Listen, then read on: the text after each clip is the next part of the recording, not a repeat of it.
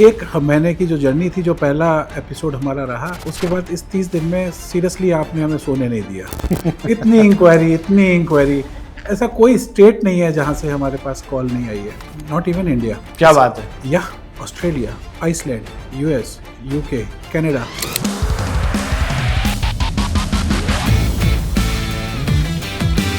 बहुत limited choice आपने रखी है, मौके कम जरूर हैं पर जो मौके हैं बहुत शानदार है। मैं कोई फोमो क्रिएट नहीं कर रहा हूँ कि जल्दी ले लो और वरना मौका निकल जाएगा। कभी भी वो चार्जर लगवा सकते हैं, पर हाँ, जब मैं ये देखूंगा कि डिमांड और सप्लाई का रेशियो में कि हमारे पास में चीज़ें आराम से आ रही है, 600 चार्जर हम आराम से लगा पा रहे हैं, तो हम एश्योरेंस ज़रूर कम कर देंगे। लोग इन्वेस्ट करते हैं गोल्ड में, लोग इन्वेस्ट करते हैं म्यूचुअल फंड में, लोग इन्वेस्ट करते हैं एफडी में। लोग इसको एक अच्छा इन्वेस्टमेंट प्लान समझ के लेके जा रहे हैं। सिक्योर इन्वेस्टमेंट प्लान, आपके assets value day by day increase हो रही होती है। आपके पास में एक सर्टेन अमाउंट 2 साल या 3 साल में वापस आ जाता है, फिर आपके पास जितना आ रहा है वो आपकी अर्निंग है। जो अभी नए एक्सप्रेसवे में देख रहा हूँ, पिछले 3-4 महीने में उद्घाटन हुआ है देहरादून एक्सप्रेसवे का और फिर गंगा एक्सप्रेसवे का, इनको लेकर कुछ प्लानिंग है आपकी? अभी हमारी 4 दिन पहले ही गडकरी जी से मीटिंग थी उनके घर पे। मैं उसी पर आने वाला था, मैंने फोटो देखा था। वो मैं उसी डिटेल में आपको बताता हूँ। वो पूरा प्लान ही केवल इसीलिए डिस्कस हो रहा था कि हमें एक्सप्रेसवे पे कैसे काम करना है। इवन उन्होंने मुझे अपने घर में बहुत डिटेल में हाइड्रोजन भी दिखाया। ये सेट कि 20 साल के बाद में फ्यूचर जो है वो हाइड्रोजन का भी आने वाला है। एक्चुअली हम एक मॉड्यूल तैयार कर रहे हैं जो दिल्ली देहरादून एक्सप्रेसवे पे हो रहा है। नेक्स्ट 15 दिन में वो स्टार्ट हो जाएगा। उसमें हमने 4500 स्क्वायर फीट का एक स्ट्रक्चर तैयार किया है, जिसमें नीचे proper full flash dhaba type का है, रेस्टोरेंट टाइप का है, जिसमें किचन विचन सब कुछ है। 100 सीटिंग कैपेसिटी है। ऊपर हमने ऑफ ग्रिड सोलर लगाया हुआ है, तो उस सोलर से ही नीचे की चार्जर चलेगा 60 किलोवाट का, एंड पूरा ढाबा चलेगा। बसेस ईवी आ रही हैं? मैं बहुत टाइम से नहीं गया हूँ बाई बस यहाँ से देहरादून, तो मुझे नहीं है जानकारी। 1-1.5 घंटा ISBT पे बिताएं। हर आधे घंटे पे कश्मीरी गेट से एक बस निकलती है ईवी देहरादून के लिए। ईवी तो मतलब 24 घंटे में लगभग 50 बसेस का तो कंफर्म है। हाईवे और ओपन एरिया एक्सप्रेसवे ऐसी जगहों पर जो व्हीकल कल्चर है वो पूरी तरह से चेंज हो गया। हाँ, इवन आपको बताएं, जितने भी बड़े लेवल से काम कर रहे हैं उनका फोकस ही हाईवे है। गडकरी जी ने कोई अंदर की बात बताई हो तो हमारे व्यूअर्स को फायदा हो थोड़ा, कि कहाँ इन्वेस्ट करना है, कुछ पता चल पाए? उनसे ज़्यादा विजनरी मैंने तो कोई नेता नहीं देखा है। मतलब आई एम सॉरी, ऐसा क्या बताया? सर, विज़न उनका बहुत अच्छा है। उसी विज़न के हिसाब से उन्होंने आगे, उनका फोकस बार बार एक ही बात होती है कि हम 2 लाख करोड़ का इम्पोर्ट कर रहे हैं फ्यूल, इसे किसी तरह से बचाया जाए। आपने व्हाट्सअप नंबर मेरा पर्सनल नंबर डाला हुआ है और मैंने आपसे कोई शिकायत नहीं की हुई है। इवन वो सरप्राइज हो जाते हैं कि आप वही अश्विनी दीक्षित हो जिसके सर पे बाल नहीं है। मैंने कहा मैं भी वाला हूँ। रूरल से अब आते हैं मेट्रोपॉलिटन पर। एयरपोर्ट पर आप बहुत सारा इन्वेस्टमेंट कर रहे हैं, टैक्सी शुरू करने वाले हैं कुछ शहरों में। ये क्या प्रोग्राम होगा, इससे लोगों को कितना फ़ायदा है, इन्वेस्टमेंट की इसमें कोई गुंजाइश है? सब कुछ आ गया। मेरी 250 गाड़ियाँ भी आ चुकी हैं, सारा कुछ हो गया है, वहाँ पर स्टैंड भी बन चुका है। पर कहीं ना कहीं हम इंफ्रा में थोड़ा सा वीक हो जाते हैं। अभी हमारे, चूँकि 250 गाड़ियों को चार्ज करने के लिए हमारा एक हब तैयार हो रहा है एयरपोर्ट से 2 किलोमीटर के अंदर में, लखनऊ के अंदर। उसमें थोड़ी सी अड़चने हैं बिजली कनेक्शन को लेकर, क्योंकि that is 2 megawatt connection and बहुत बड़ा हब होगा।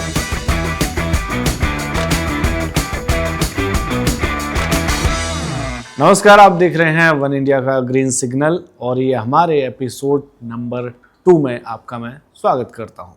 जैसा कि हमारे पहले एपिसोड में आपने देखा था, हमने ईवी पर बहुत सारी बात की थी लेवांतो ग्रीन के फाउंडर अश्विनी दीक्षित के साथ। बहुत सारे ऐसे पहलुओं पर बात की थी जो लगता था कि अभी तक मिथ बने हुए हैं। बहुत सारी आइस ब्रेक हमने यहाँ पर की थी और अब उसी सेगमेंट को हम यहाँ पर कंटिन्यू करेंगे एक बार फिर से अश्विनी जी के साथ में। बहुत बहुत स्वागत है सर आपका एक बार फिर से वन इंडिया में। Thank you so much Siddharth ji, thank you so much for having me. पर इस एक महीने की जो जर्नी थी, जो पहला एपिसोड हमारा रहा, उसके बाद इस 30 दिन में सीरियसली आपने हमें सोने नहीं दिया। इतनी इंक्वायरी, ऐसा कोई स्टेट नहीं है जहां से हमारे पास कॉल नहीं आई है, नॉट इवन इंडिया। क्या बात है। या Australia, Iceland, US, UK, Canada.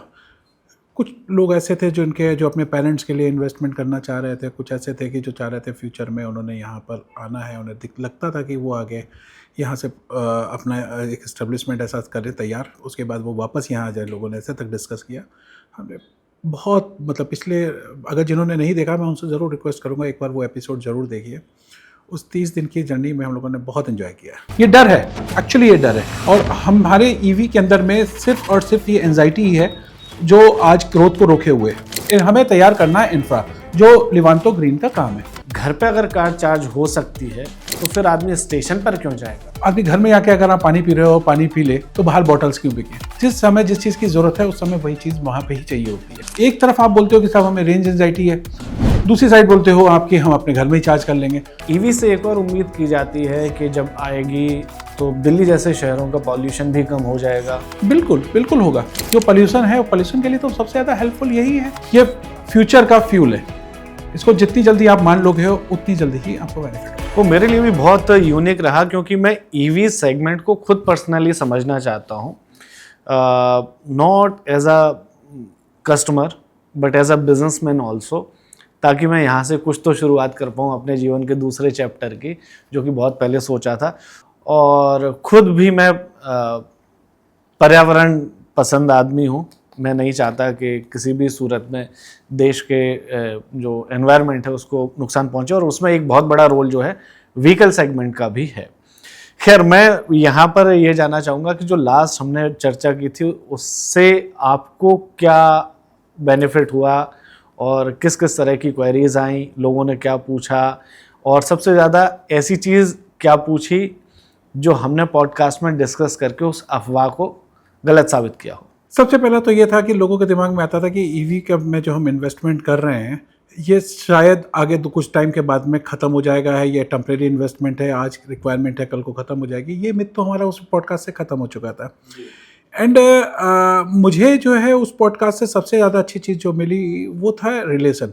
इतने अच्छे अच्छे लोग मिले जिनसे मैं पर्सनली मिला हूँ जाके, मैं बता नहीं पा रहा हूँ कि मतलब ओवरवेलम। वेल, अब बड़ौदा में बात करते हैं, मैं एक फैमिली से मिला हूँ जिनके लिए मैं बस चार्जर वहाँ पे लगा रहा हूँ। कमाल के लोग हैं। मैं पंजाब में लोगों से मिला हूँ, मैं उत्तराखंड में लोगों से मिला हूँ, लखनऊ स्पेशली मेरे पास क्योंकि लखनऊ बेस भी है, वहाँ पे मेरी मीटिंग्स हुई हैं। हमने लगभग 100 चार्जर डिप्लॉयमेंट के EOI साइन किए। तो अब हम ये इट्स नॉट ओनली इन्वॉल्वमेंट। मैं आपको बताऊँ कि लोग इन्वेस्ट करते हैं गोल्ड में, लोग इन्वेस्ट करते हैं म्यूचुअल फंड में, लोग इन्वेस्ट करते हैं FD में। लोग इसको एक अच्छा इन्वेस्टमेंट प्लान समझ के लेके जा रहे हैं। Secure investment plan. आपके assets value day by day increase हो रही होती है। आपके पास में एक पैसा एक सर्टन अमाउंट 2 साल या 3 साल में वापस आ जाता है, फिर आपके पास जितना आ रहा है वो आपकी अर्निंग है। एंड अगर हम बात करते हैं 15.5 लाख रुपए की कोई प्रॉपर्टी लेते हैं तो कोई प्रॉपर्टी पहली बात मिलती नहीं है। हम एज्यूम कर लेते हैं कि 15.5 लाख की, लेट से एक छोटी सी मैं दुकान ले रहा हूँ तो उसका तो 5-7 हज़ार 10,000 रुपये का रेंट भी अगर आप मानो तो वो नहीं मिलता है यहाँ पर। तो मैं मान के चलता हूँ और बोलता भी हूँ कि 2 से 3 साल के बाद कोई भी चार्जर 35,000 40,000 रुपये से कम की इनकम नहीं देता है। तो this is a good investment.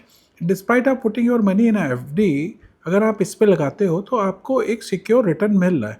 और जब तक मार्केट बन रही है उस टाइम तक के लिए आपको एश्योरेंस के लिए हम एक फिक्स अमाउंट दे रहे हैं। तो ये वजह रही है। अच्छा, ये भी स्कीम रखी है आपने? ये तो पिछले में एपिसोड में मैंने बोला ही था कि मैं एक बार और चाहूँगा, आप एक बार जो नए दर्शक इस बार जुड़ने वाले हैं तो उनके लिए आप इस चीज़ को क्लियर करें ताकि उनके मन में एक सिक्योरिटी आ जाए। देखिए, 1-2 प्लान है। हमने पिछली बार में केवल एक ही प्लान डिस्कस किया था। इसमें हम 60 किलोवाट का चार्जर लगा कर देते हैं। That we will provide the end to end solution. 15.5 lakh रुपए में हम आपको लैंड ढूंढ के देते हैं और ट्राई पार्टी एग्रीमेंट होता है ओनर के साथ में। एंड देन वहाँ पे इंफ्रा तैयार करते हैं डिस्कॉम से बिजली के कनेक्शंस को लेके एंड सारी चीज़ें लगा के और उस पर चार्जर लगाकर, और साथ के साथ वहाँ पे ट्रैफिक लाने का काम कंपनी का होता है। That is all FOCO model, franchisee owned and company operate. तो इस मॉडल में आपने सिर्फ पैसे देने हैं एंड अपनी चीज़ को सामने वाले को दे देनी है। दैट इज़ अस। सो हम उसको रन करते हैं 8 साल के लिए। 15.5 लाख में हम 8 साल का एग्रीमेंट होता है एंड 2 साल तक 15,000 रुपये मिनिमम इनकम की एश्योरेंस देते हैं। ये प्लान हमने पिछली बार भी आपसे डिस्कस किया था। एक दूसरा है वो थोड़ा जिनके पास विजनरी है, जिनको ये पता है कि आने वाले टाइम पे इससे भी बड़े चार्जर की रिक्वायरमेंट पड़ेगी, तो वो है 90 किलोवाट का। सो हम पहले ही बार से 90 किलोवाट का एक चार्जर लगा के देते हैं जो 20,50,000 रुपये का है। एंड उस चार्जर के लिए भी सेम इंफ्रा तैयार करके देने का काम हमारा होता है। और ये थोड़ा बड़ा होगा। ये थोड़ा बड़ा होता है क्योंकि आने वाले टाइम पे 45 किलोवाट 60 किलोवाट की डिमांड करेंगी गाड़ियाँ, तो ये पहले से इंफ्रा तैयार करके रखते हैं। सेम उसी साइज़ का ट्रांसफार्मर होता है, अप्रूवल गवर्नमेंट से भी और बिजली डिपार्टमेंट से भी अप्रूवल उसी के अकॉर्डिंगली होती है। और वो 90 किलोवाट का हम 20,50,000 रुपये में देते हैं और 2 साल तक की इनकम का उनको एश्योरेंस देते हैं। जी, तो ये हमारा या पूरा एक मॉड्यूल है दर्शकों के लिए, या फिर जो पोटेंशियल इन्वेस्टर्स हैं जो सोच रहे हैं कि ईवी में उन्हें आगे बढ़ना है, तो उनके लिए भी 600 चार्जर का हमारा प्लान है। हम 600 से एक चार्जर भी एक्स्ट्रा नहीं लगाएंगे और पिछले पॉडकास्ट के बाद ही हम लगभग 100 EOI साइन कर चुके हैं और ऑलमोस्ट 15 से 20 चार्जर हम इस मंथ लाइव भी कर देंगे। तो मौका बहुत कम है देखने सुनने वालों के पास, या जो इन्वेस्टमेंट का मन बना रहे हैं। बहुत लिमिटेड चॉइस आपने रखी है कि मौके कम ज़रूर हैं, पर जो मौके हैं बहुत शानदार हैं। मैं कोई फोमो क्रिएट नहीं कर रहा हूँ कि जल्दी ले लो और वरना मौका निकल जाएगा। कभी भी वो चार्जर लगवा सकते हैं। पर हाँ, जब मैं ये देखूंगा कि डिमांड और सप्लाई का रेशियो में कि हमारे पास में चीज़ें आराम से आ रही है, 600 चार्जर हम आराम से लगा पा रहे हैं, तो हम एश्योरेंस ज़रूर कम कर देंगे। इस बात को मैं क्लियर कर दूं कि अभी जब मैं 2 साल का एश्योरेंस दे रहा हूँ रिटर्न का, फिर मैं इसको 1 साल पे ले आऊँगा। जी, नुकसान आपको तब भी नहीं है क्योंकि कहीं पे भी अच्छी लोकेशन पे अगर चार्जर लगता है तो 1 साल में भी के बाद भी आपको रिटर्न अपने आप आना शुरू हो जाता है। ये मैं 2, 3, 4, 6 महीने के बाद में जहाँ भी हम 300 चार्जर अपने क्रॉस कर लेंगे तो फिर हम इसको 1 साल के अंदर लेकर आएंगे कि आपके जो रिटर्न है वो 1 साल का कंपनी एश्योर कर रही है। जी, कहीं जो अभी नए एक्सप्रेसवे मैं देख रहा हूँ पिछले 3-4 महीने में उद्घाटन हुआ है देहरादून एक्सप्रेसवे का और फिर गंगा एक्सप्रेसवे का। इसके अलावा भारत में पहले से ही बहुत सारे एक्सप्रेसवे हैं, इनको लेकर कुछ प्लानिंग है आपकी? अभी हमारी 4 दिन पहले ही गडकरी जी से मीटिंग थी उनके घर पे। मैं उसी पर आने वाला था, मैंने फोटो देखा था आपका। वो मैं उसी डिटेल में आपको बताता हूँ। वो पूरा प्लान ही केवल उसीलिए डिस्कस हो रहा था कि हमें एक्सप्रेसवे पे कैसे काम करना है। इवन उन्होंने मुझे अपने घर में बहुत डिटेल में हाइड्रोजन भी दिखाया है। ये सेट कि 20 साल के बाद में फ्यूचर जो है वो हाइड्रोजन का भी आने वाला है, कैसे काम कर रही है, कैसे कंपनी की पॉलिसीज़ हैं, गवर्नमेंट की पॉलिसीज़ हैं, जिससे वो अलाइन करके इंडिया के अंदर में 20 साल के अंदर इस सर्विसेज को, हाइड्रोजन को भी लेके आएंगे। सो एक्चुअली हम एक मॉड्यूल तैयार कर रहे हैं जो दिल्ली देहरादून एक्सप्रेसवे पे हो रहा है। नेक्स्ट 15 दिन में वो स्टार्ट हो जाएगा। उसमें हमने 4,500 स्क्वायर फीट का एक स्ट्रक्चर तैयार किया है जिसमें नीचे proper full flash dhaba type का है, रेस्टोरेंट टाइप का है, जिसमें किचन विचन सब कुछ है। 100 सीटिंग कैपेसिटी है। ऊपर हमने ऑफ ग्रिड सोलर लगाया हुआ है जी। तो उस सोलर से ही नीचे की चार्जर चलेगा 60 किलोवाट का एंड पूरा ढाबा चलेगा। तो होता क्या है कि हाईवे पे, एक्सप्रेस पे जितने बने हुए हैं वहाँ पे अभी ग्रिड की अवेलेबिलिटी नहीं है, इंफ्रा तैयार नहीं हुआ है। लोग तो शिकायत करते हैं कि रास्ते भर में कहीं ठंडे पानी की बोतल नहीं मिल रही है। तो ये कुछ इस तरह से प्लान किया जा रहा है आने वाले टाइम पे कि दोनों चीज़ें पैरेलल चलेंगी। इधर हाईवे कंप्लीट होगा और उधर हम अपना ये सेटअप NHI जो प्लेस देगी हमारे को, उस पर हम लगा के रखेंगे हैं पहले दिन से।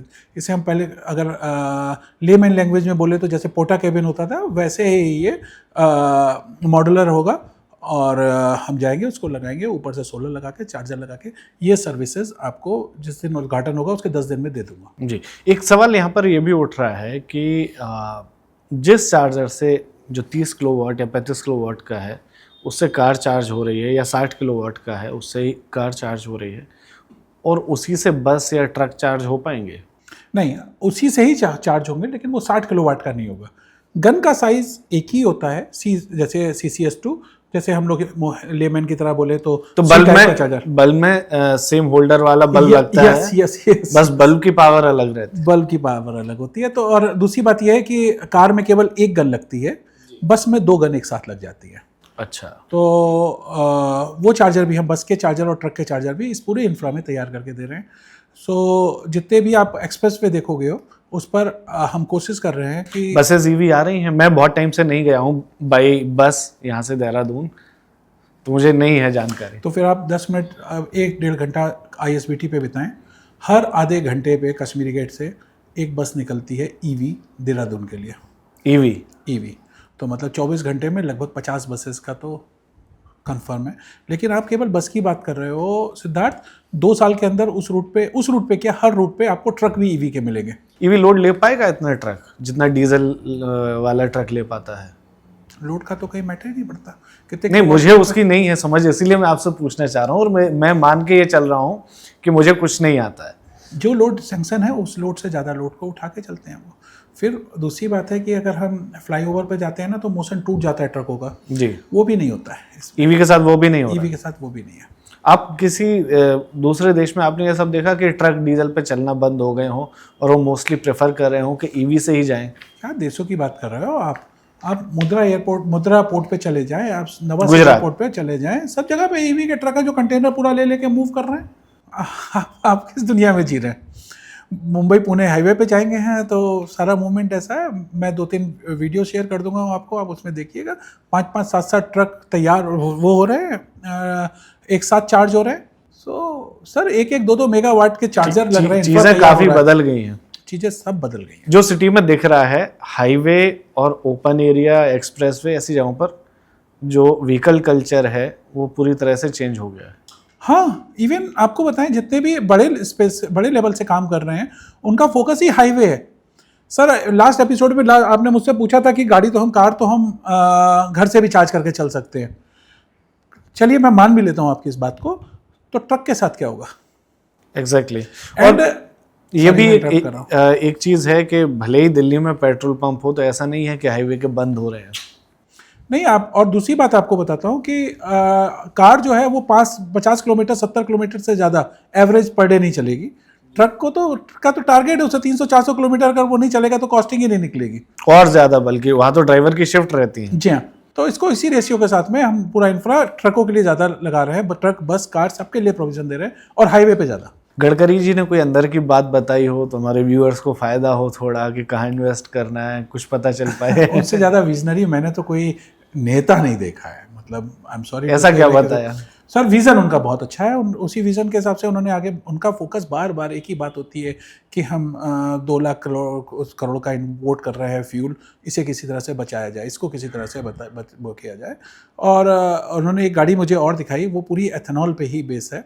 वो गाड़ी उन्होंने इनोवा को कन्वर्ट किया, एथेनॉल पे चल रही है और हाइब्रिड है, एथेनॉल एंड बैटरी पे। तो इस तरह के नए डेवलपमेंट चल रहे हैं जो कि उनका बोलना है, और मुझे मानना भी है कि 20 साल के बाद में इस तरह का चीज़ें भी हमारे पास आएंगी जिसपे हमारी डिपेंडेंसी बहुत ज़्यादा कम हो जाएगी फ्यूल इंपोर्ट पे। फिर हमें फ़र्क नहीं पड़ेगा हॉर्मुज़ में क्या चल रहा है। जी हाँ, वैसे अभी भी बहुत ज़्यादा फ़र्क नहीं पड़ा है जो हम देख रहे हैं और कंट्री के कंपेरेटिवली। उसका तो एक बड़ा कारण ये रहा कि हमारे पास स्ट्रेटेजिक जो स्टोरेज थे उससे भी हमें फ़ायदा मिला, गवर्नमेंट ने टाइमली उनको प्रिपेयर कर लिया। लेकिन हाँ, ये है कि जब हमारे पास खुद का आइटम होगा तो हमें दूसरे के भरोसे रहने की ज़रूरत नहीं पड़ेगी। एक सवाल और मेरा यहाँ पर ये है कि चीन में BYD ने एक तरफ मार्केट में बूम मचा के रखा है, दूसरी तरफ US में टेस्ला है। भारत अभी बिल्डिंग स्टेज में है, मैं तो कहूँगा कि अभी इनिशियल स्टेज में है। जिस तरीके से सड़कों पर ग्रीन पट्टी वाली, ग्रीन नंबर प्लेट वाली गाड़ी दिख रही हैं, तो मैं उसको बिल्डिंग स्टेज में ही मान के चल रहा हूँ। हमें US और चाइना से क्या सीखना चाहिए अभी, खास करके चाइना से? हमें चाइना से ही सीखना चाहिए। हम US की पॉलिसी सबसे मेन है उनका कि उनकी पॉलिसीज़ बहुत अच्छी हैं। इंफ्रा इतना अच्छा है कि हमें बिजली के कनेक्शन को लेकर इतनी दिक्कत नहीं आती है जितनी अभी भी यहाँ पे आ रही है। हम तो आज भी फ्लश चार्जर अगर चाइना से आना होगा तो हम आके लगा देंगे, पर वो चार्जर का क्या करेंगे अगर पीछे से मुझे 2 मेगावाट का सपोर्ट नहीं मिलेगा जी। तो ये थोड़ी सी चीज़ें हैं, धीरे धीरे ये भी इम्प्रूव हो जाएंगी, इसमें कोई सच नहीं आएगा। लेकिन एक बात करते करते मेरी छूट गई थी, वो ये है कि टाटा ने अपना फंक्शन बहुत ज़्यादा, उन्होंने एक न्यूज़ दी थी कि उन्होंने ईवी पे अभी 2-4 साल के लिए में काम रोका हुआ है। जो जितना पहले वो चार्जर है यूजर्स आएंगे उसके बाद वो उसको बढ़ाएंगे। वहाँ पर मैं बोलूँगा कि मेरे केस में मैंने अपने कंपनी के अंदर में जो डिपार्टमेंट अपने हाथ में लिया है वो है लोकेशन। एक्चुअली सिद्धार्थ सारा गेम लोकेशन का है। अगर हमने उनके पास लेट से अगर 5000 चार्जर लगे हुए हैं और अगर हम अच्छी लोकेशन में 500 चार्जर भी लगा देते हैं, 600 चार्जर भी लगा देते हैं, मैं किसी ब्रांड से कम्पिटिट नहीं कर रहा हूँ, लेकिन अगर वो लोकेशन हमारी अच्छी है तो हम 6000 चार्जर के आगे बराबर के हैं। अगर 10 चार्जर पे, उनके 10 चार्जर की लोकेशन पे भी उतना यूज़ नहीं होता है जितना हमारा एक चार्जर पे होता है। तो अल्टीमेटली हम पूरा फोकस जो कर रहे हैं वो लोकेशन पे है, सो दैट उस लोकेशन पे पहले दिन से हमारे को अच्छे यूजेस आ जाएं और हमारे इन्वेस्टर को अच्छा रिटर्न आए। पहले पूरे अपने पोर्टफोलियो में अपना खुद का फोकस जो रखा है केवल लोकेशन का ही रखा है। एक बार लोकेशन फाइनल होने के बाद में फिर हम एग्जीक्यूशन के लिए अपनी टीम को दे देते हैं। लोकेशन हम खुद कर रहे हैं। शायद यही वजह है कि टाटा के केस में या हम अदानी के केस में बोलेंगे, उन्होंने लोकेशन जो मिली वहाँ पे लगा दिया और उसके बाद आज वो कह रहे हैं कि 3 साल बाद में वो सारी चीज़ें हो जाएंगी, लेकिन 3 साल में सब चीज़ें बहुत पीछे हो जाती हैं। 30 किलोवाट को आज चार्जर उन्होंने लगाया था, आज जब ज़रूरत पड़ेगी तब तक वो बहुत ही ज़्यादा पीछे हो जाएंगे। तब हो सकता है शायद 1 मेगावाट की ज़रूरत तक हम पहुँच जाएँ। तो लोकेशन को अगर हम लेके चलेंगे तो वो अगले 10-15 साल तक के लिए बिल्कुल ठीक रहती है। तो हमारा फोकस लोकेशन पे पहले ज़्यादा है। तो लोकेशन के लिए क्राइटेरिया क्या रहता है, मतलब क्या देखते हैं, क्या क्या होना चाहिए? इसको डिस्क्राइब करना बड़ा मुश्किल है। जब हम जाते हैं तो वहाँ पे जाकर अपने आप में फील आ जाती है। तो इसको एज सच वर्ड्स में नहीं डिस्क्राइब कर सकते, लेकिन हाँ, जहाँ पे फुटफॉल अच्छा हो, जहाँ पे गाड़ियाँ रुक सकती हों, जहाँ पे गाड़ी खड़ी करने के बाद में आदमी के पास टाइम स्पेंड करने के लिए में 45 मिनट वो कहीं पर जा सकता है, ढाबे हो, रेस्टोरेंट हो, मॉल हो, ऐसी लोकेशन पे ये सिटी के अंदर में है जहाँ पे हम इसे कन्वीनियंस बोल सकते हैं। हाईवे के लिए तो मैंने बोल ही रखा है कि वो हम ढाबे पे ही प्लान कर रहे हैं सारा इंफ्रा तैयार करने का। एक बार फिर से मैं डिस्कस करना चाहता हूँ, क्योंकि मामला पैसे से जुड़ा हुआ है सीधा। कैसे पैसा जनरेट होगा और कैसे जो फ्रेंचाइजी लेता है, स्टेशन लगाता है, उसको फ़ायदा कैसे होगा? सर बड़ा सिंपल है। हम इसमें ग्रीन मीटर लगता है। जो ग्रीन मीटर लगता है तो एक सब्सिडाइज इलेक्ट्रिक बिल है। उसके अलावा आपको एक छोटा सा अमाउंट देना होता है जिसकी जगह पे लगा रहे हैं। एंड हम चूंकि as a operation and maintenance partner हैं तो एक अमाउंट हम लेते हैं। तो इस 3 अमाउंट के बाद में बचा हुआ सारा पैसा आपका है। तो वो पैसा होता कितना पर यूनिट वाइज, या मैं समझूँ एक कार जिसने मान लीजिए 500 रुपये की चार्जिंग कराई आपसे, ऑन कैमरा किसी का डिटेल देना मुझे नहीं लगता कि कमर्शियल्स देना ठीक रहेगा। 1-to-1 में किसी इन्वेस्टर ने अगर डिटेल्स पूछनी होगी मैं ज़रूर बता दूंगा। ठीक है, तो मैं अश्विनी जी का जो भी कॉन्टैक्ट नंबर होगा वो डिस्क्रिप्शन या कमेंट में छोड़ दूंगा, सो दैट आपकी जो भी क्वेरीज हो वो आप सीधा इनसे पूछ सकते हैं। सिद्धार्थ, आपकी आई हुई सारी कॉल को मैंने पर्सनल अटेंड किया है। मेरा आपने जो नंबर दिया है, आपने व्हाट्सअप नंबर मेरा पर्सनल नंबर डाला हुआ है और मैंने आपसे कोई शिकायत नहीं की हुई है। इवन वो सरप्राइज हो जाते हैं कि आप वही अश्विनी दीक्षित हो जिसके सर पे बाल नहीं है। मैंने कहा मैं भी बाल हूँ। रूरल से अब आते हैं मेट्रोपॉलिटन पर और अर्बन पर वापस। एयरपोर्ट पर आप बहुत सारा इन्वेस्टमेंट कर रहे हैं, टैक्सी शुरू करने वाले हैं कुछ शहरों में। ये क्या प्रोग्राम होगा, इससे लोगों को कितना फ़ायदा है, इन्वेस्टमेंट की इसमें कोई गुंजाइश है, और बसों का जो प्रोग्राम आपका चलने वाला है कब शुरू होगा, किन एयरपोर्ट पर फैसिलिटी मिलेगी? सिद्धार्थ, हमारा एक ऐप है जिसपे हम EV charging station as CPO काम करते हैं, वो है लिवांतो ग्रीन जी। दूसरा एक ऐप है that is for my fleet services, जिसमें हमने अदानी से टाई अप किया हुआ है। अदानी से टाई अप नहीं किया हुआ है, उनसे हमारा LOI साइन हुआ है। उनके जो एयरपोर्ट हैं हम उस पर अपनी फ्लीट सर्विसेज देंगे, EV फ्लीट सर्विसेज, क्योंकि वो भी ग्रीन पे बहुत ज़्यादा काम कर रहे हैं और कार्बन क्रेडिट को देखते हुए हम अपनी फ्लीट सर्विसेज दे रहे हैं। अभी उनके 2 एयरपोर्ट पे हम स्टार्ट करने वाले हैं, एक लखनऊ और एक अहमदाबाद। सब कुछ आ गया, मेरी 250 गाड़ियाँ भी आ चुकी हैं, सारा कुछ हो गया है, वहाँ पे स्टैंड भी बन चुका है।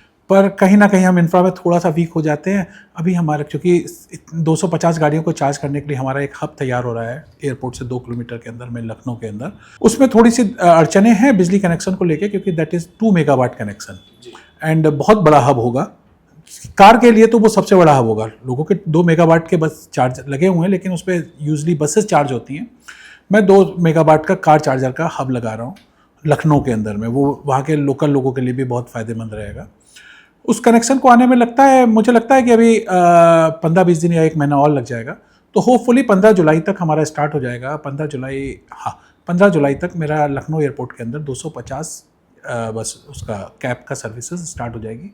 ये all cabs are brand new and इसमें ओला और उबर की तरह बुकिंग होती है, लेकिन इसमें क्या है कि ड्राइवर हमारे अपने होते हैं। बुकिंग कहाँ से होगी? थोड़ा सा हमारे अपने ऐप से होती है, गो लिवांतो के नाम से ऐप है, दैट इज़ ऑलरेडी लाइव। वो एंड्रॉयड में और एप्पल में दोनों में है। तो उसमें अभी इनिशियली केवल ये सर्विस है, anywhere to airport and airport to anywhere you can move. And Lucknow के लिए तो मैं इंटरसिटी या इंट्रासिटी? Intercity both. अभी मैं उसी पॉइंट पे आ रहा था। कि लखनऊ से हम जो फीचर दे रहे हैं, क्योंकि लखनऊ एयरपोर्ट से 70% जो लोग आते हैं उन्होंने कानपुर जाना होता है या इलाहाबाद जाना होता है या अयोध्या, तो इवन सीतापुर भी, तो उनके लिए हम फिक्स कैब सर्विसेज भी बना के रख रहे हैं, पैकेज बना के रखा हुआ है कि वो सीतापुर, लखनऊ से कानपुर, लखनऊ से अयोध्या एंड लखनऊ से इलाहाबाद है, इवन बनारस तक भी ईवी से हमारा जाएंगे फिक्स पैकेज में। वो मेरा ये कहना कि वो ओला, उबर या रैपिडो से सस्ता होगा ये तो मुझे नहीं पता, लेकिन हाँ मैं ये कह सकता हूँ कि these are the premium services जो आपको मिल रही हैं। And Go Livanto is not giving services, वो पैम्पर करके रख रहा है। जिस समय आप जाएंगे तो आपको साफ सुथरी गाड़ी मिलेगी, ड्राइवर आपको साफ मिलेंगे, मतलब क्लीन ड्रेसेस में मिलेंगे, किसी तरह से कोई उनके कैंसिलेशन का कोई चांसेस नहीं रहता है। तो पर जो किराया है वो अभी तक तय नहीं हुआ है। सर देखो, आपको बताऊँ, मैं एक ब्रांड के भी 15 साल पुरानी बात बोल रहा हूँ कि 10 साल पुरानी बात, कि एक ब्रांड है जिसका पंखा मैं 80,000 रुपये का बेचता था। और उस समय 800 रुपये का भी पंखा आता था। तो आपको ये मानना पड़ेगा कि एक सेगमेंट है जिसने क्लीन गाड़ी चाहिए, क्लीन सर्विसेज, साफ सर्विसेज चाहिए हैं, किसी तरह का हैसल नहीं चाहिए है, तो उसके लिए गाड़ियाँ हैं, उसके लिए सर्विसेज देना है। जहाँ पे पैसा सेकेंडरी होता है उनके लिए है ये। और मैंने आपको बोला है कि मैं सर्विसेज दे रहा हूँ, मैं पैम्पर कर रहा हूँ कस्टमर को। एंड हम वो भी हम एयरपोर्ट से दे रहे हैं। यहाँ एयरपोर्ट से देने का मतलब यही है कि वो वाला आदमी नहीं है जिसने पैसे बचाने के लिए कार्ड, अगर उसे पैसे ही बचाने थे तो वो ट्रेन से भी आ सकता था। बिल्कुल, तो वो उस क्लास के लिए ही है। So we are not here for mass. मतलब मैं टाइमली मैंने आपको बताया कि उस गाड़ी को वो इतनी साफ सुथरी होगी कि आपको ऐसा लगेगा कि आप अपनी गाड़ी से ही जा रहे हो। जितनी टाइम के लिए भी आप गाड़ी बुक कराते हो, that is your vehicle. Covid के बाद ये एक लोगों में आया है कि हमें अलग चाहिए, साफ चाहिए, हाइजीनिक चाहिए।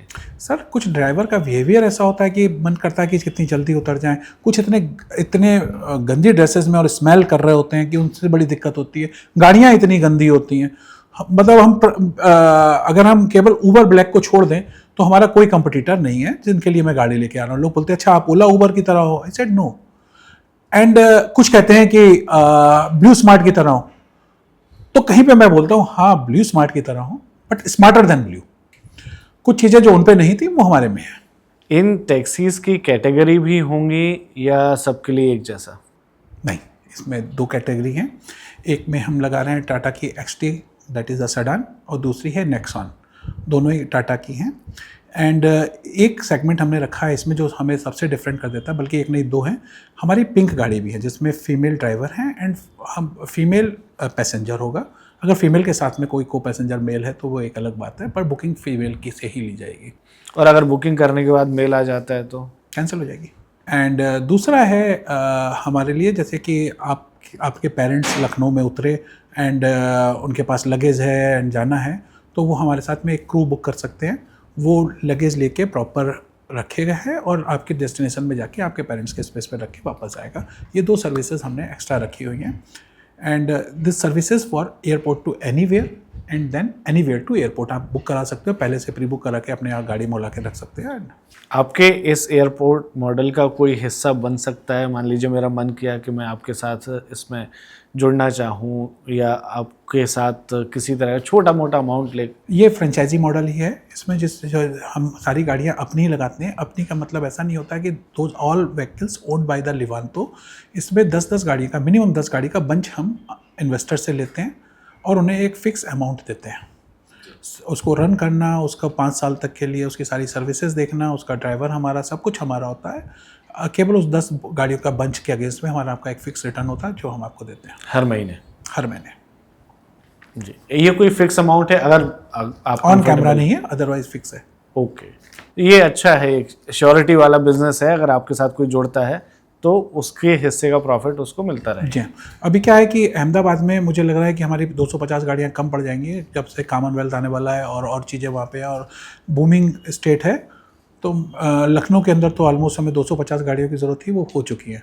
अभी आज के पोजीशन पे मैं ऐसे हूँ कि मैं आपसे रिक्वेस्ट करूँगा कि स्पेशली गुजरात के अंदर मुझे इन्वेस्टमेंट चाहिए होगा गाड़ियों का। अगर कोई होते हैं तो ज़रूर कनेक्ट करें। जी। तो ये कुछ वैसा है कि 9 नगद, जैसा इंडियन मार्केट है 9 नगद या 13 उधार, नहीं 9 नगद चाहिए। ये कह सकते हैं आप। ठीक, अहमदाबाद वाला भी लखनऊ जैसा ही रहेगा या ये कुछ अलग है? सेम वैसे ही रहेगा, लेकिन अहमदाबाद में गाड़ियाँ मुझे लगता है 500 की रिक्वायरमेंट है, लखनऊ में 250 से काम चल रहा है। हाँ, वहाँ से नियर बाय बहुत सारे शहर हैं जहाँ पर अलग अलग इंडस्ट्रीज़ के अलग अलग हब्स हैं। एंड उसके अलावा बात यह है कि मैं ये नहीं बोलूँगा कि लखनऊ के अंदर में, लेकिन वहाँ पे अगर ऐसी सर्विसेज आएगी तो उसको अडॉप्ट करने वाले लोग बहुत ज़्यादा हैं। अगर आप जैसे बोल रहे हैं प्रीमियम फ्लीट, तो उसको अडॉप्ट करने वाले लोग वहाँ पे बहुत ज़्यादा हैं। एक बड़े खेद के साथ मैं क्वेश्चन पूछना चाहूँगा, अगर कंफर्टेबल हो तो जवाब देना, और नहीं हो तो कोई बात नहीं, हम स्किप भी कर सकते हैं। जब ईवी का आप ड्रीम किसी को बेचते हैं या उसे इसके बारे में बताते हैं, तो सबसे मुश्किल काम होता है किसी भी नई टेक्नोलॉजी को लेकर फंडिंग जुटाना या फंड रेजिंग करना या नए इन्वेस्टर्स को बुलाना और उनको अपना मॉडल समझाना। फंड रेजिंग कैसे करें आप? फंड रेजिंग के केस में सिद्धार्थ, सबसे पहली बात तो यह है कि हम थोड़ा सा लाला टाइप हैं। We are not a startup की जो वैल्यूशन का गेम कर रहे हो जी। मुझे वो समझ में ही नहीं आता है। अभी मुझे नाम नहीं याद आ रहा है उनका, जिन्होंने बोला था कि यार ये क्या है, 10 रुपए की चीज़ अगर आप 12 रुपए में बेचो और 2 रुपए अपने पास लेके आओ, दैट इज कॉल्ड बिजनेस। ये क्या है कि 10 रुपए की चीज़ को हम 8 रुपए में बेच रहे हैं और उसको बोल रहे हैं कि कस्टमर रिटेनरशिप के लिए में हम इकट्ठा कर रहे हैं। अगर ऐसा 10 रुपए की चीज़ अगर मुझे 8 रुपए में बेचनी होगी तो 5 किलोमीटर की लाइन मेरे घर के बाहर लग जाएगी। बिल्कुल। तो मेरा बिजनेस मॉडल ऐसा है कि अगर हम अर्न कर रहे हैं तो फिर हम फंड रेज करेंगे, ऑफ कोर्स करेंगे जब मुझे लगेगा कि इसमें वो है। मुझे बर्न करने के लिए किसी तरह का कोई फंड रेज का करने का, वैल्यूएशन में जाने का कोई इंटरेस्ट नहीं है। बर्न करने का प्लान भी नहीं है? बिल्कुल भी नहीं। क्योंकि ईवी में कंपटीशन बढ़ रहा है तो कई लोग ऐसा करेंगे। पहले दिन से हमारा एबिटा पॉजिटिव है और आगे भी पॉजिटिव ही रहेगा। अभी भी पॉजिटिव? यस यस यस, मैंने बोला ना, मेरा पास वैल्यूएशन गेम है ही नहीं। वी आर टोटल लाला टाइप ऑफ कंपनी। सो उसमें हमें फंड रेज करना है, पर उसी टाइम पे करना होगा जिस समय हम बिल्कुल पॉजिटिव होंगे और मुझे लगेगा कि अब अगर हम कहीं पे करते हैं तो रिजल्ट और अच्छा आएगा। तो इन्वेस्टर जो आते हैं उनके सवाल क्या होते हैं? इन्वेस्टर्स के केस में बोलूँ तो जिस समय आप ढूंढने जाओ तो मिलते नहीं है, जब आपको लेना ना हो तो आके पूछते हैं। तो अभी सिचुएशन वैसी ही है, पर अभी मुझे लेना नहीं है। ओके। एक चीज़ और के जो इन्वेस्टर आते हैं वो कोई भी हो सकते हैं, मतलब कॉमन मैन भी हो सकता है कि नहीं, सो मेनी वीसीज या फिर वीसी ही चलेगा? उनको समझाना आसान होता है तो वीसी रहते हैं। बाकी जो इन्वेस्टर्स हैं उनसे तो मैं, देखिए एक बात समझिएगा कि अल्टीमेटली इन्वेस्टर कौन है? जिसके पास में पैसा है और जिसे अपने पैसे पे रिटर्न चाहिए। हमने उसे सेग्रीगेट कर रखा है कि इन्वेस्टर है, ये वीसी है, ये क्या नाम है, अर्ली फंड रेजर के कंपनीज हैं। तो ऐसा कुछ नहीं है, अल्टीमेटली तो सबने इन्वेस्ट करना है। अब इन्वेस्टर्स ही हैं हमारे पास में जिन्होंने 15 लाख रुपए का भी चार्जर लगाया हमारे लिए, वो भी इन्वेस्टर ही हैं। और जो 10-10 गाड़ियाँ लगा रहे हैं वो भी इन्वेस्टर हैं। वो साइज़ मुझे ज़्यादा अच्छा लगता है कि आपने पैसे लगाए, आप उसका रिटर्न लेके आ रहे हैं। वो सपना दिखाना कि आप मुझे 35 मिलियन 40 मिलियन दे दीजिए, फिर मैं उसमें से 15 बिलियन जो है कस्टमर रिटेनरशिप में बंद करूँगा हूँ, फिर अब 5 साल बाद हमें इतना मिलेगा। इस तरह का बिजनेस मुझे करना नहीं आता। हो सकता है कि ओल्ड स्कूल। ठीक बात है। एक चीज़ और, आप अब कंटेंट क्रिएटर को भी सीधा डेंट मारने की तैयारी कर रहे हैं। आपका channel EV India by Ashwini, हाँ, उसमें मैं एक ईवी का फेस बन के ईवी के ऊपर जितने भी डाउट्स हैं उसको क्लियर करने की कोशिश कर रहा हूँ। और वीकली कोई भी किसी तरह का अपडेट आता है तो वो मैं देता हूँ। तो जैसे मैं जिस तरीके के मेरे सवाल होते हैं एकदम ज़ीरो लेवल के, तो उस तरीके के सवाल ज़्यादा आते होंगे ऐसा मैं समझ के चल रहा हूँ। लेकिन कोई हाई टेक सवाल भी आते हैं जो बिल्कुल डीप टेक्नोलॉजिकल। किसी टाइम आप फुर्सत से हमारे चैनल को देखना, हम पूरी रिसर्च करके, हमारे पास एक अच्छी सी टीम है जो पूरा रिसर्च करती है हफ्ते भर। उसके बाद में हम जो पॉइंट्स देते हैं, जो डेटा देते हैं, वो आपके सामने होता है। पर हाँ, हर तरह के लोगों के क्वेश्चन आते हैं और मुझे मज़ा आता है उनके जवाब देने में। एक्चुअली वो पूछते हैं तो हम सीखते हैं। बिल्कुल, तो मुझे बेनिफिट होता है। बहुत बहुत शुक्रिया अश्विनी जी आपका एक बार फिर से वन इंडिया के साथ आने के लिए और उन सारी चीज़ों को लेकर चर्चा करने के लिए जिनको लेकर मुझे लगता है कि अभी मार्केट में बहुत सारा मिथ बना हुआ है। तो ईवी पर हम इस तरीके से बात करते रहेंगे और यदि आपके कोई सवाल होते हैं तो उनको भी हम इंक्लूड करेंगे। आप सवाल भेज दीजिए हमारे कमेंट सेक्शन में, हमारी टीम उनको सिलेक्ट करेगी और फिर अगले सेगमेंट में हम अश्विनी जी के सामने वही सवाल फिर से रख देंगे। ये था हमारा शो ग्रीन सिग्नल। ये आपको कैसा लगा उस पर भी आप अपनी राय कमेंट में ज़रूर छोड़ें। Subscribe to One India and never miss an update. Download the One India app now.